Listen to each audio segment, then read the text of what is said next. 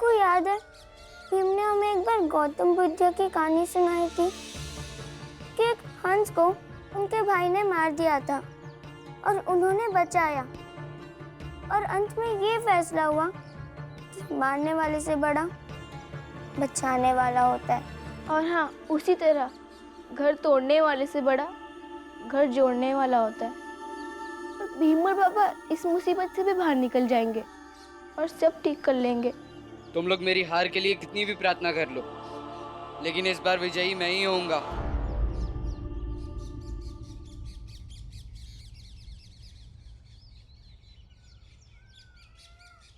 बुआ, आपको याद है जब मैं जिंदा थी ना, तो वो बात बात पर कहती थी कि मैं आपके साथ हूँ भीवा के बाबा। भीवा, आई हमेशा तेरे साथ रहेगी। लेकिन तब मुझे समझ नहीं आता था, लेकिन अब समझ आ गया, बहुत अच्छे से समझ आ गया कि किसी का साथ होना कितना जरूरी होता है।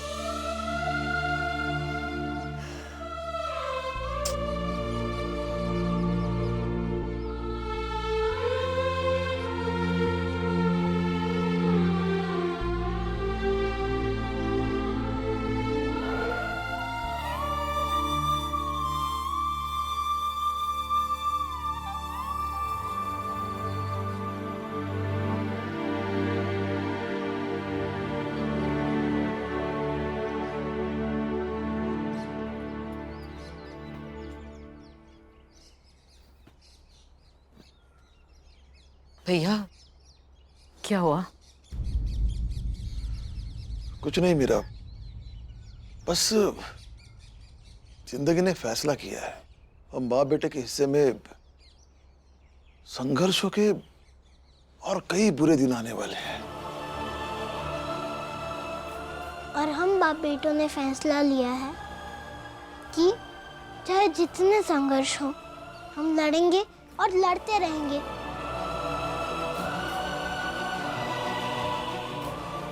चाहे भाई, साथी, परिजन हमें सब छोड़ दें, लेकिन हम सच्चाई का साथ नहीं छोड़ेंगे।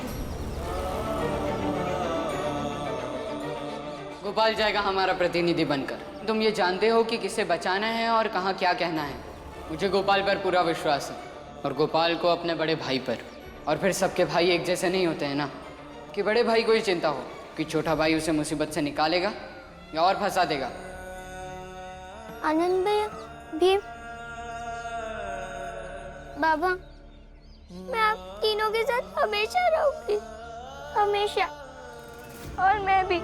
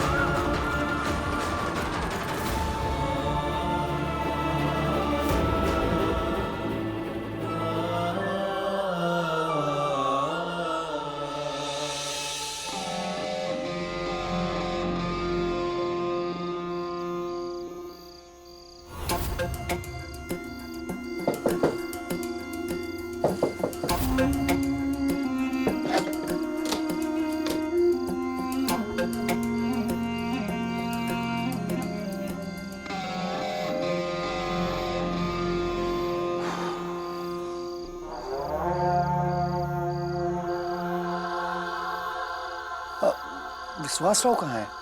कहीं दिख नहीं रहा। विश्वासराव चला गया क्योंकि उसका मकसद पूरा हो गया था। उसे भीमराव को हराने और प्रतिनिधि नहीं बनने देने के लिए बुलाया था।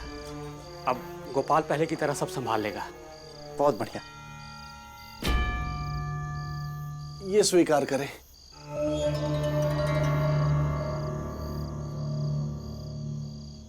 महाराज ने कहा था ये भेंट आपको देने के लिए। धन्यवाद। इस भेंट से सातारा में पूर्ण परिवर्तन आएगा। गोपाल, इस पैसे का क्या करेंगे? कुछ हमें भी बता देते।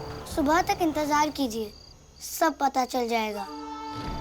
बस इतना विश्वास रखिए कि छोटी जात और बड़ी जात के बीच में इन पैसों से लकीर खींची जाएगी।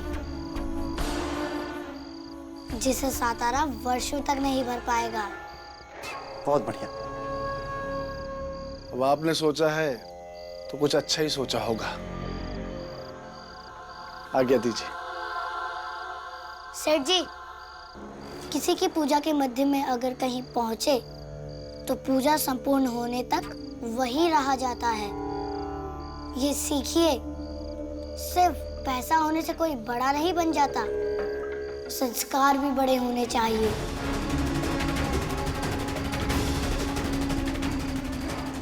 जी।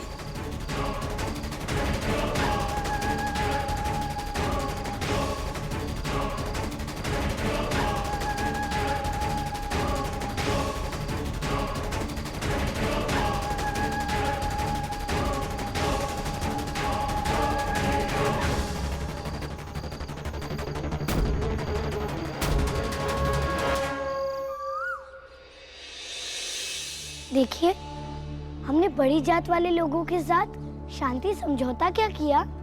ईश्वर ने हमें जीने का रास्ता दे दिया और मदद के लिए ये पैसे भी। देखिए, ऐसा हुआ था कि मैं सो रहा था और अचानक से सपने में मैं उठा और नींद में ही एक रास्ते की ओर दौड़ते हुए चल पड़ा और सीधा मंदिर के पीछे जाकर रुका। तब तक भी शायद नींद में ही था मैं, लेकिन फिर एकदम झटके से मेरी नींद टूट गई और फिर मुझे वहां पर कपड़े में लिपटा ये धन दिखा।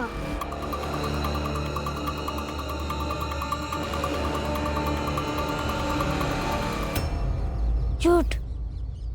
बाबा ये सबको बेवकूफ बना रहा है। हाँ तो फिर क्यों सुन रहे हो झूठ? चले जाओ यहाँ से। गोपाल की, गोपाल की, गोपाल की, गोपाल की, गोपाल की, गोपाल की, गोपाल की, गोपाल की।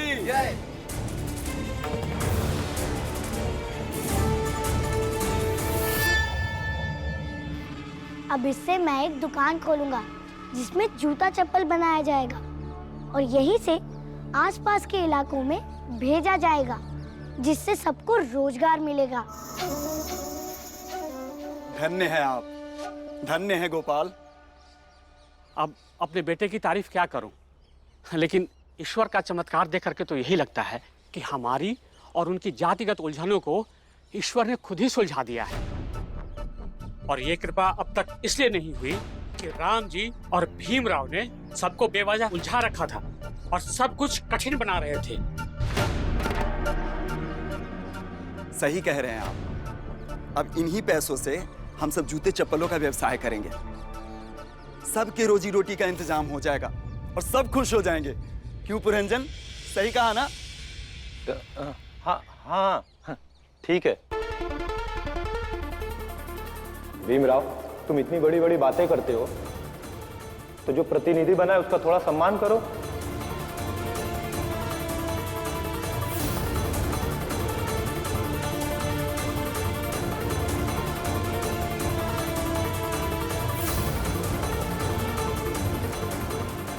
आओ मेरे साथ। हाँ चलो।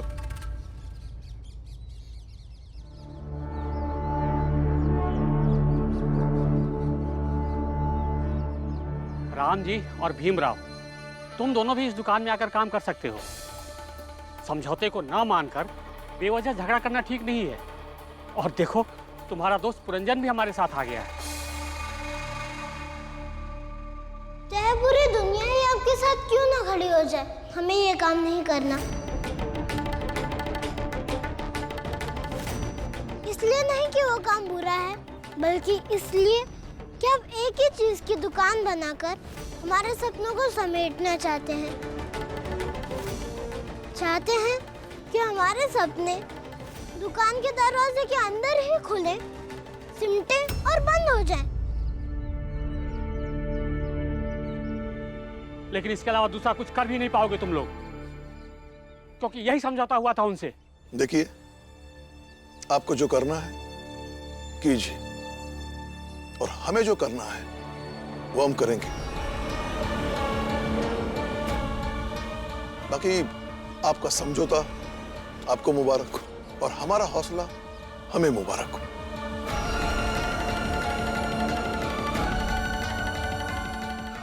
राम जी और भीमराव, आप लोगों की बातें सही हो या गलत, लेकिन आप गोपाल की बात नकार नहीं सकते, वरना हम मजबूर हो जाएंगे कि आप लोगों की इतनी इज्जत करते हुए भी आपको आपके घर से निकाल फेंकने के लिए। औकात में रहिए।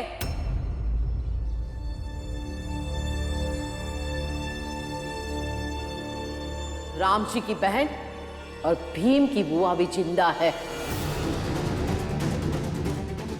ऐसे कैसे घर से निकाल के फेंकेंगे?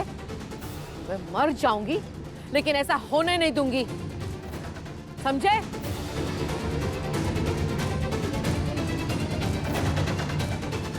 भाभी,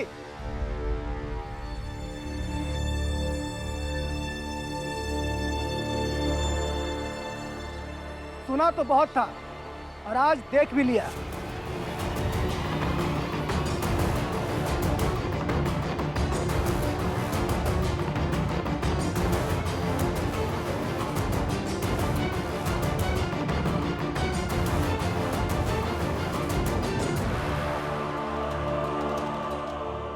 शायद यही तेवर और यही जिद थी आप में, जिसके कारण शादी के बाद भी आप कभी ससुराल की नहीं हो पाई।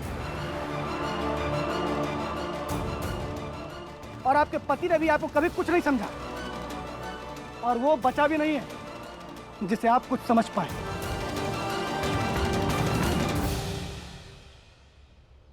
मतलब?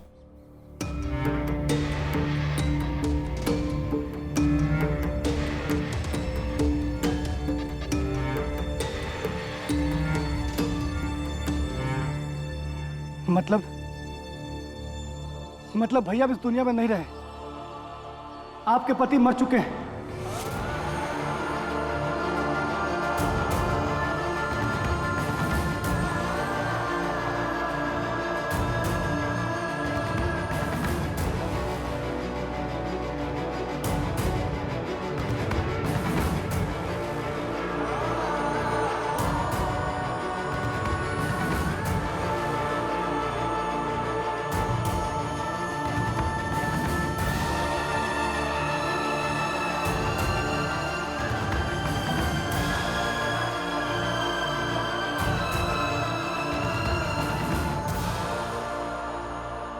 सुनकर दुख हुआ, आपके भैया नहीं रहे,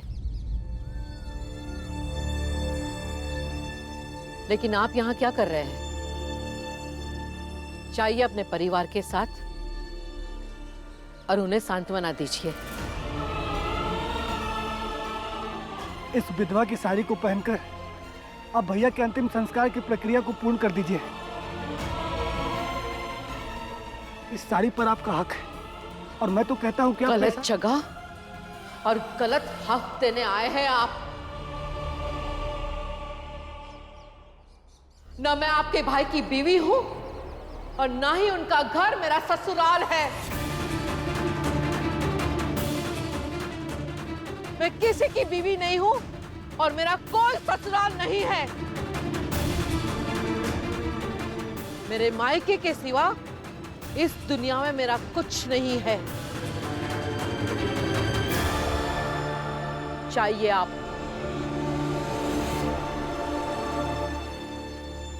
कैसी अजीब बात कर रही है?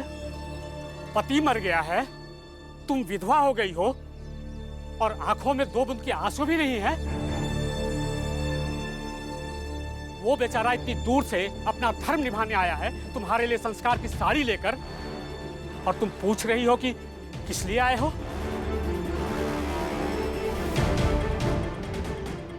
अरे कुछ समझाओ इसे कि ये विधवा हो गई है, शायद ये होश में नहीं है। इसकी चूड़ियां वगैरह तोड़ो तो शायद इसे होश आए और फिर इसे समझ में आए।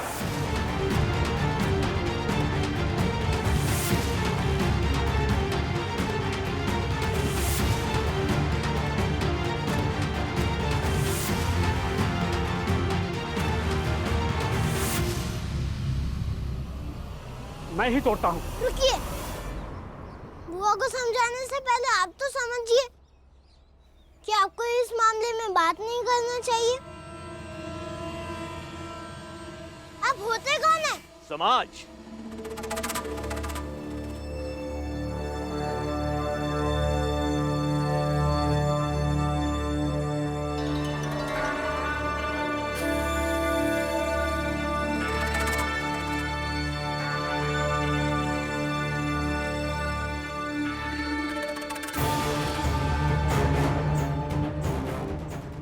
समाज भीमराव।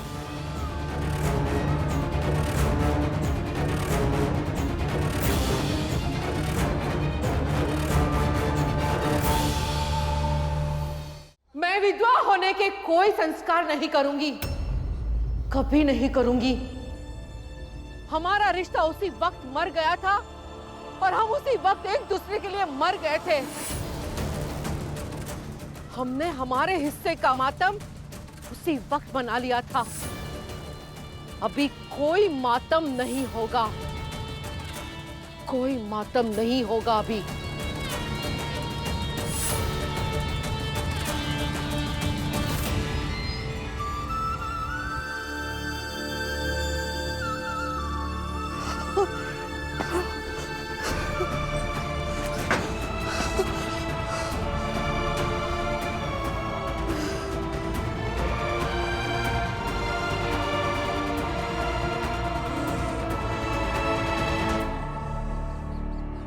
अब आप जाइए और दोबारा यहाँ कभी मत आइए। और आप सब भी जाइए। जाइए? कैसे जाइए? अब जो करना चाहिए वो तो तुम्हारे समाज का प्रतिनिधि तय करेगा, तुम नहीं भीमराव। दो व्यक्तियों के बीच के संबंधों का जीवन मरण उन दो व्यक्तियों के बीच का ही मसला है, न कि समाज का। देखिए, एक तो आप हमारे घर के सदस्य नहीं और ना ही हम आपको मेहमान मानते हैं, इसलिए आप यहां से चले जाइए।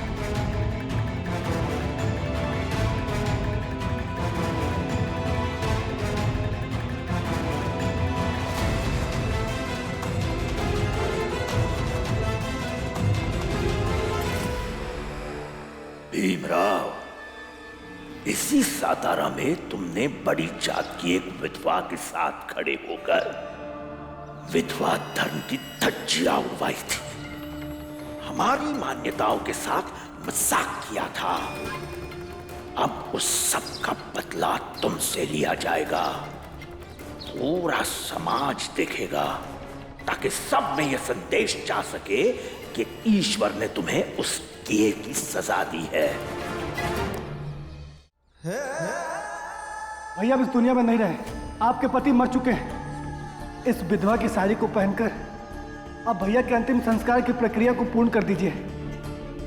अरे कुछ समझाओ इसे कि ये विधवा हो गई है, शायद ये होश में नहीं है। इसकी चूड़ियां वगैरह तोड़ो तो शायद इसे होश आए। जब मैं किसी की सुहागन बनी ही नहीं तो विधवा कहां से बन गई?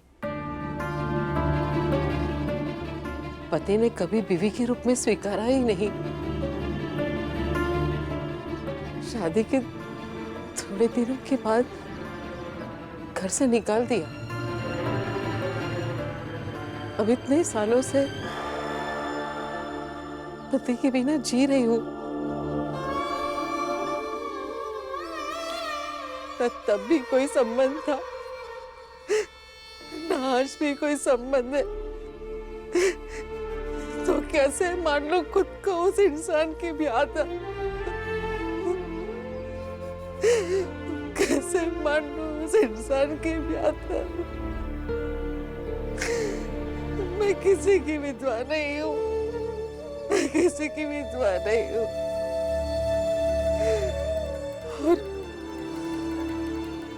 और ना ही मैं विधवा वाले कोई रस्म निभाऊंगी। नहीं, किसी हाल में मैं ये रस्म नहीं निभाऊंगी।